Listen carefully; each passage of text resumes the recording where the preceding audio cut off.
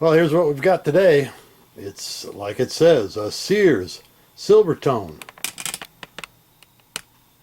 model 1482.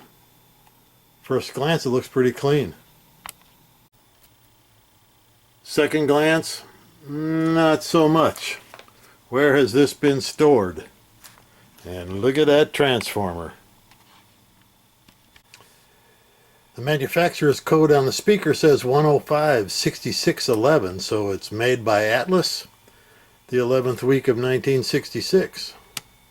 And the mouse feces and all the dust, crust, and rust, I should say, is free. First thing for me is plug it into the current limiter and see if it's got any shorts or any other issues. There's the light bulb. Let's turn it on and see. Oh, that's a good sign. Power light came on, but nothing on the current limiter. As those tubes warm up, the light should start, which it is, but it's dull. That means for the moment we've got no shorts. The transformer's okay. We can pull the chassis and start cleaning it up. Outstanding. Not surprising, we get the chassis out, and that's what lived inside, dust and crud. And here is the circuit. Looks untouched to me. So let's take a closer look and see what we see. Ah, there we go. You probably don't really need this resistor laying across that capacitor. And oh, got quite a burnt resistor right there across the filter cap cans. We'll be changing all of that and all the original caps too.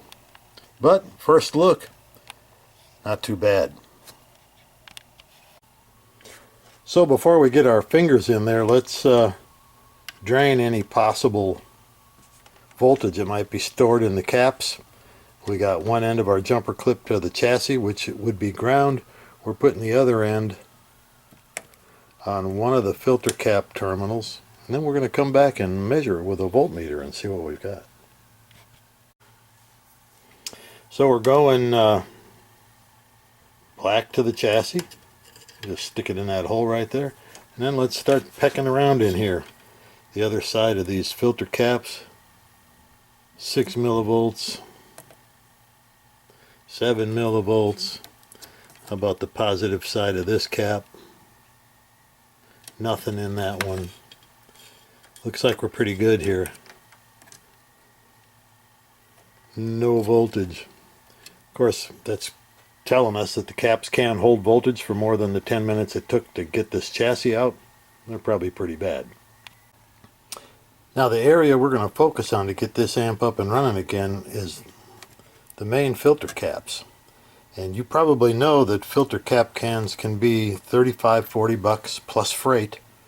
So we're not going to order one of those. We happen to have 3 separates. And we're going to find a place to lay those out in here in the chassis and replace this 25-25, replace the burnt resistor. We're going to clean all the pots, and we're going to replace that stiff old 2-prong power cord with a 3-prong. And we'll be back when we get that all done. Well, I would say you need to be just a little creative if you're going to leave the old cap can in and buy separate caps. But it can be done. You just want to make sure that all of the plus sides of these caps can't touch the chassis or any other open wire.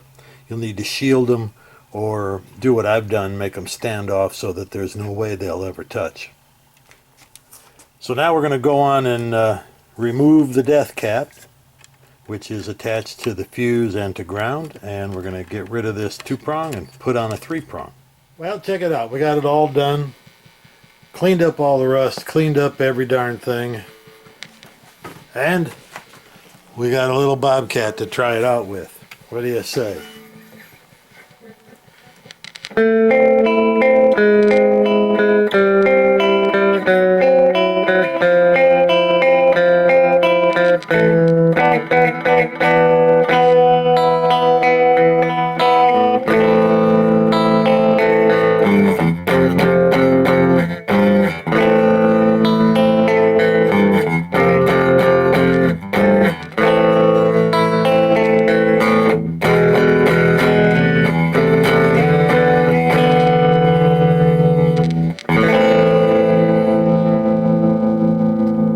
Silvertone 1482. It's a great amp.